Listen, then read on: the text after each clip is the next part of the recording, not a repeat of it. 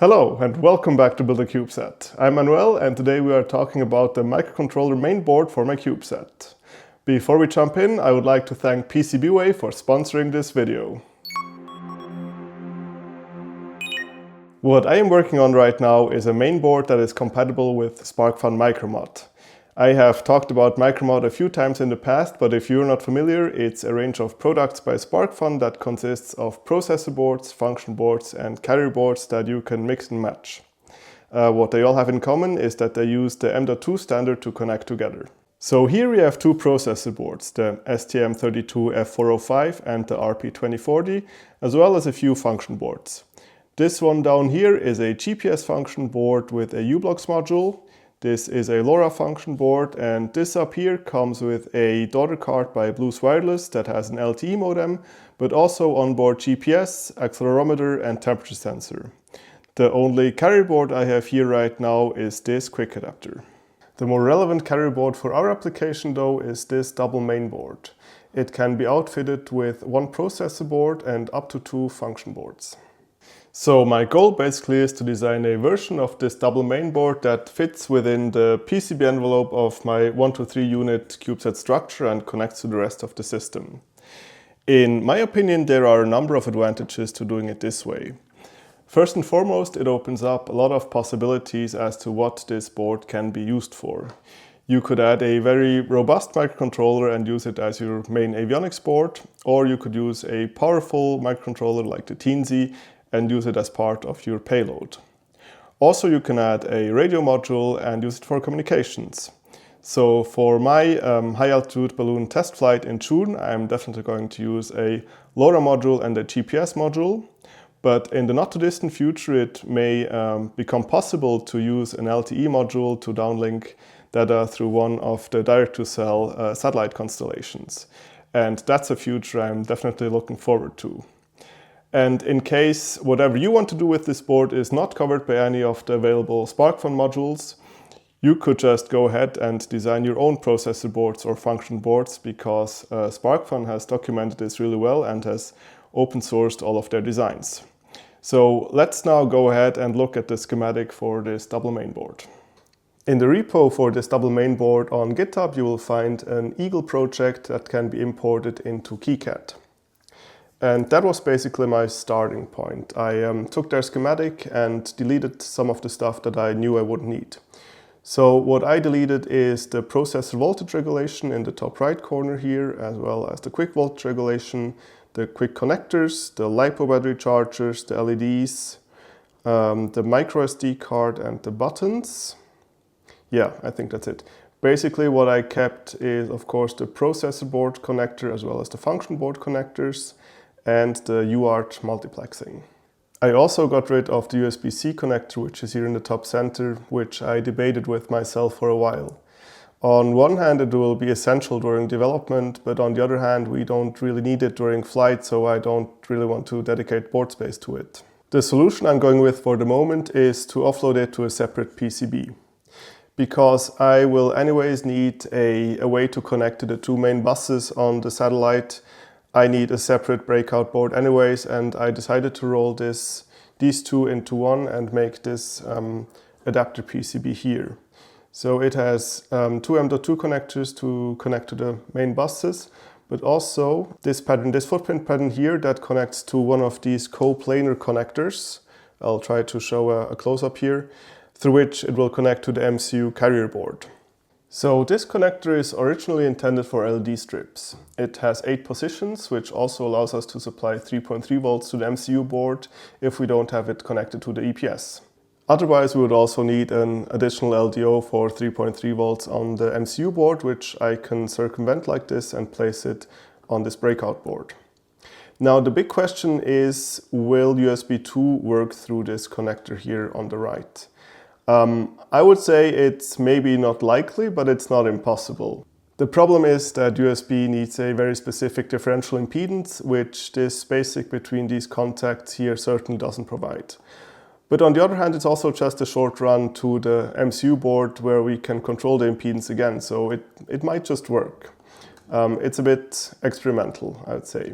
Eventually, I may end up rolling back this decision and just include the USB-C connector on the MCU mainboard itself. Other than that, there are a few pin receptacles on this board that break out some of the contacts from the M.2 connectors, as well as a pin header to enable or disable 3.3 volt and 5 volt power supply to the M.2 connectors. I think this is it for this board. This is pretty much ready to go, and I'm going to order it from PCBWay with the next round of prototypes. So the next step after deleting a bunch of stuff from the schematic was to split it up into hierarchical sheets and to start adding stuff. I started by adding these two M.2 connectors in order to connect to one of the two main buses on the satellite. As you may know, there are two main buses on my satellite through which power and data flow. At some point I started calling them MacroMod, which is a terrible name. But anyways, here is MacroMod A and B. At the moment I'm designing the microcontroller carrier board to only connect to one of these buses because this is already kind of complex enough. I may attempt a 2-bus version in the future, but I would like to get this working first. So the board can only connect to one of the buses, but you can just turn it 180 degrees to connect to the other one. So one connection at a time, but either one is possible, if that makes any sense. In practical terms, MacroMod is just a pinout for M.2 that I came up with, and I have gone into some of the specifics in another video if you're interested. The plan is to use these interconnect boards between PCBs, and as these can be made in various sizes, you get a lot of flexibility in terms of how you arrange the subsystems in your CubeSat. I got these manufactured by PCBWay as well, and they came out flawlessly. Tiny PCBs like these need to be panelized, which they also did for me. If you order a PCB with edge connectors like this one, make sure to scroll down to edge connector and check the box. You can also have them bevel the connecting edge, which I think is recommended, and I went with 45 degrees. Also make sure to check hard gold, which makes the contacts more wear resistant.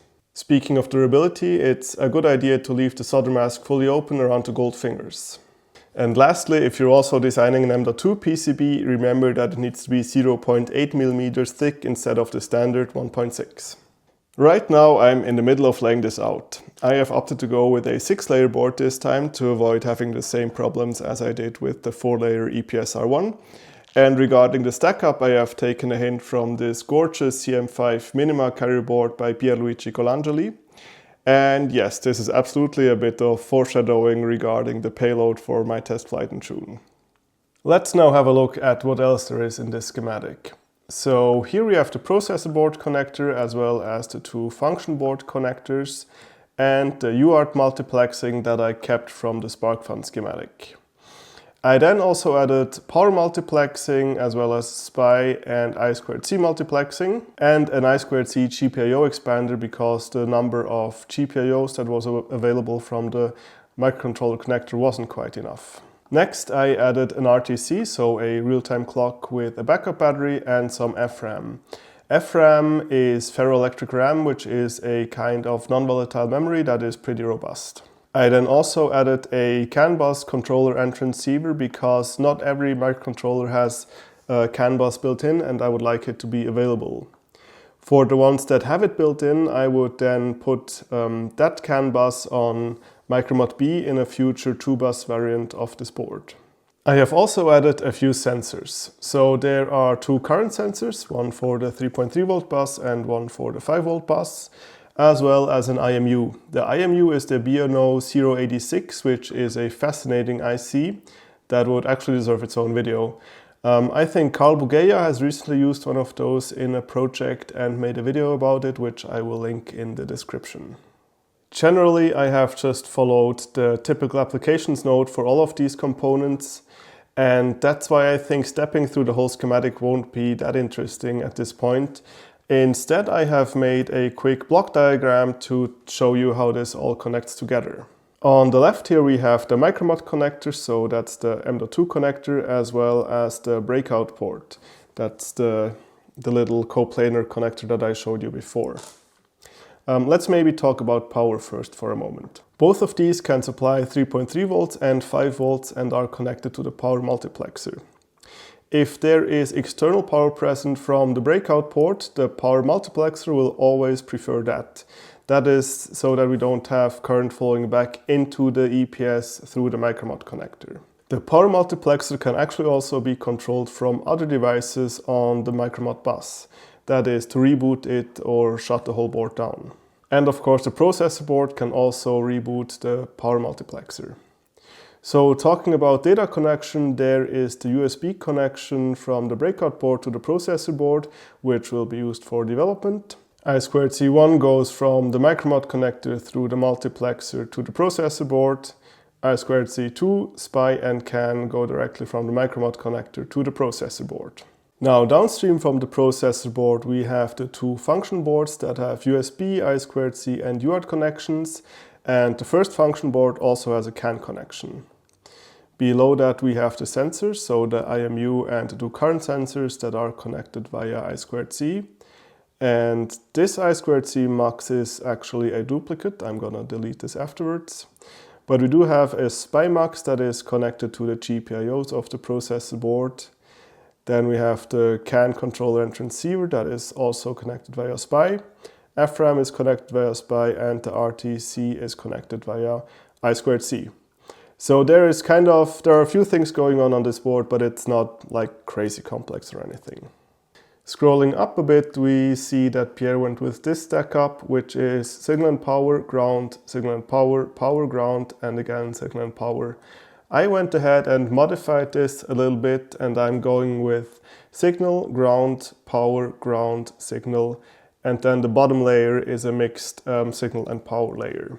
Very probably this could be done on a 4-layer board, but there were two main reasons for me to go with a 6-layer board. Firstly, I would like to get this done and working as soon as possible because, the test flight in June is right around the corner for me, so I need to get this done. And secondly, if I ever attempt a dual bus version of this in the future, I may possibly have to go to a 6-layer board anyways, so I thought I might as well do this on a 6-layer board from the start. There are a few more things that I have learned from EPS R1. Most importantly maybe that I will use footprints that are easy to solder and are easy to debug. So no BGAs and QFNs for the moment until I get better at assembly. Secondly, I will not put any traces on the ground pore layers. So if we have a look at the inner layer 1, which is a ground layer for a moment, this should be fully intact, and also inner layer 3. Thirdly, I will use stitching vias for improved current return paths. And lastly, I have used net classes and I have also put net labels on all relevant connections in the schematic. I am also trying to do a few things that are new to me, for example, controlled impedance. So I'm aiming for a 50 ohms impedance for every digital signal, for every single-ended digital signal that is, and I am routing differential signals like this USB here as differential pairs that meet the specified impedance requirements. So this one is the USB 2 and over here we have the CAN bus lines. Differential signals are a massive topic that I am not remotely qualified to talk about. This is why I have put two really good videos in the description about this, one by Altium Academy and the other one by Phil Salmony. Anyways, I'm going to have a go at trying to share my really simplified understanding of the topic. So differential pairs only work when they have a very specific spatial relationship to each other and to the ground plane beneath them. A way to quantify this relationship is differential impedance measured in ohms. Different standards specify different differential impedance requirements, like USB 2, for example, needs 90 ohms plus minus 10% and CAN-FD needs 120 ohms. Now you need to figure out and tell KiCad two pieces of information. Firstly, how wide do the traces need to be? And secondly, how far apart from each other do they need to be? To figure this out, you need to know how far the ground reference plane is away from the traces, and this in turn depends on the layer count in your PCB. In my case, I went to PCBWay and found this page where you can get detailed information about different stackups. And if you scroll down, you get to this kind of filter interface. So we have 6 layers and a total thickness of 1.6 millimeters. For the inner copper, I'm going with 1 ounce and 2 ounces on the outside. And for the residual copper ratio, I'm going with 70%. And if we then apply these filters, we get all of these informations about our stackup. And here we see that between the first copper layer on the outside. This is where our differential traces will be. And the second copper layer on the inside, which is our ground plane, there's only this tiny thin pre-preg dielectric layer, which is only 0.1195 millimeters thick. This value, together with the dielectric constant of 4.45 for this material, is all we need from this page for the impedance calculation. But of course, you will need some of the other values to set up your board in KiCad. Now we also need to know the minimum track width and spacing, and this information you can find under Product and Capabilities and then PCB Capabilities. If you scroll down here, you will find the min trace, which is 0.1 millimeters, but they strongly suggest to design traces above 0.15 millimeters to save cost, so we will definitely do that. And minimum spacing is the same thing, 0.1 millimeters, but suggested is 0.15, again to save cost, and we will do that as well. Now that we have collected all of these informations, we can go on to the impedance calculator, which you will find under Product and Capabilities and then Impedance Calculation. Then we will want to scroll down to the edge-coupled surface microstrip and start putting in some values. Firstly, I'm going to switch everything to millimeters because that's what I am working in. Now for the track spacing and the track width, I'm going to go with the minimum that's manufacturable to start with. So 0.15 and 0.15 here as well. Now the track height is a function of the thickness of the copper plating, which is usually stated in ounces per square foot, I think. And we're going for 2 ounces, and that's a value that I just Googled. It's 0.0525 millimeters. So the isolation height we have looked up in the Stackup table, and that is 0.1095, and the dielectric constant was 4.45 if I remember correctly. This results in a differential impedance value of 114 ohms that we start with. Now my approach is the following, and I'm sure that's not the correct way to do it, it's just the way I do it. If I need the differential impedance value to be higher, I make the spacing wider. If I need it to be lower, I make the tracks wider. So let's suppose we are doing this for USB 2.0, which needs 90 ohms differential impedance, which is lower than 114, so I'm slowly starting to make the tracks wider. Let's go for 0.18, for example. Yep, that's looking better. 0.2, that's even better. 0.23 is looking pretty good. Remember, it's 90 ohms plus minus 10%, so 91.6 will do just fine. Now we can even make the spacing a bit bigger for easier manufacturing. So this goes up to 94.6. So we again make the tracks a bit wider. 0.24, 0.25, 0.25 is like, that's really good.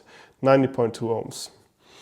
So yeah, that's basically the way I do it. The thing that takes the most time is figuring out all the information that you need beforehand, but actually getting the impedance value that you need is kind of a quick process. And now we can make a mental note of the track space and the track width and switch back to KiCad. Then go to board setup, and under net classes, I have made a net class for USB 2.0 differential pair. And to the very right here, you get a DP width and DP gap.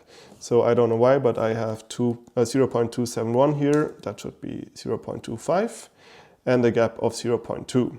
And then all that is left to do is to assign this net class to the nets that you want to apply it to. And when this is done, let's go back out of here and go to that USB differential pair and maybe for a moment just delete these traces. You can grab the differential pair routing tool and just start pulling this out. Then maybe go like this and over to the pads here. And yeah, as far as I can tell, that is all there is to it. If you encounter a bit of a more difficult routing situation and one of the traces gets to be significantly longer than the other one, you have this tool here that shows you the skew. Right now we're at 0.0, so that's the ideal case. But if there's a skew on one of these, you can add a kind of a meander, like a little extra bit of trace to the shorter one, so that the traces have the same length. And if you remember on the Breakout board I showed you earlier, the differential pair traces for USB were much fatter. And that's just because that's a 2-layer board and the reference ground plane is, I think, 1.5 millimeters away from the differential pair, which has a huge impact on differential impedance. So yeah, that's basically all there is to it as far as I understand. It's a bit of a process, but once you kind of understand what some of these values mean, it's not too difficult actually. There are also 2 more things I'm doing for the first time on this board that I would like to share with you. The first one is that I have noticed that most of the passives I use are one of 2 values of resistors or one of 2 values of capacitors. And I found that I spent way too much time trying to manage all the Silkscreen for these components. So what I have started doing is I have made a few custom footprints for these resistors and capacitors. And for the resistors, I'm going with exponents. So a 100K would have a 5 in the center, and a 10K, do I have a 10K, would have a 4. And the 0 ohm resistor, which I also use quite frequently, just has a 0. And for the capacitors, to distinguish them from the resistors, I'm going with Roman numerals. So this one would be a 10 microfarad. This one here is a 1 microfarad. And for the 0.1 microfarad, I just went with a lowercase I. So my thinking here also was that in most cases, I don't really need to know the reference for one of these components just by looking at the PCB. If I really need to specifically find one of these components, I will open up KiCad and look at the layout anyways. I also hope that by doing it this way, placing these may become a little bit faster because I can just look at the board and know which of these values I need to place. So yeah, it's an experimental thing that I'm trying out on this one. The other thing I'm trying out has to do with how I start laying out the board. So if we go ahead and delete most of the footprints and traces, and then we just re-import them as you would do at the very start of laying this out, you basically get this. And if we then turn on the rat's nest, this just makes you want to curl up in a ball on the floor and have a good cry. I always find it really difficult finding which passives go with which IC. So the first thing I do anyways is to put the stuff in place that I know that has to go in a specific spot on the board. So these, for example, are the pads where the PCB clamps, the board clamps will clamp down on. So these need to go into the 4 edges at the corners. So that's kind of a given. Then also the processor board and the function board connectors are kind of constrained because they're, space is limited on this board, and there's just a certain way where they fit that I found, and I did that first, thinking that I would place the other components around them. Of course, the 2 MicroMod connectors, let me turn off the rat's nest, oh my god. The 2 MicroMod connectors are also going into a very specific location on the board. But once these are placed where they go, you're left with a bunch of passives and the ICs that you need to figure out where they go.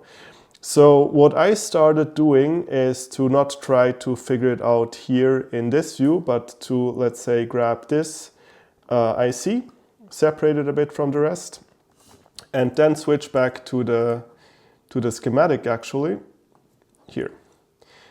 And here we see it's one of the I2C multiplexers, and it has a bunch of passives. So what I do next is I just go ahead and select all of the associated passives, like this. I don't do the solder jumpers because they are going on the backside anyways. And then if I switch back to this view, I can just grab them and put them next to their IC. And then I would usually start by placing the two decoupling caps like this, and I would arrange them nicely and then lay out all of the rest of these of the resistors, of the pull-up resistors.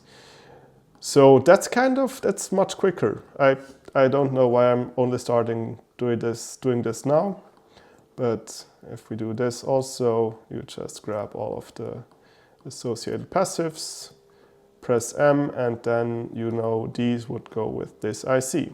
And this is basically what I have just done, what I'm just finished doing. And now the next step is to route the power, which I have started here on the backside.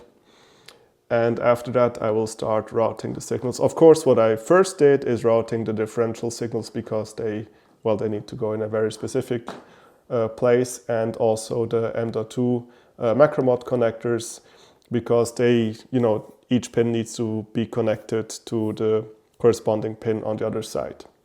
So yeah, I did those first, then the power, and now I'm doing the remaining signals.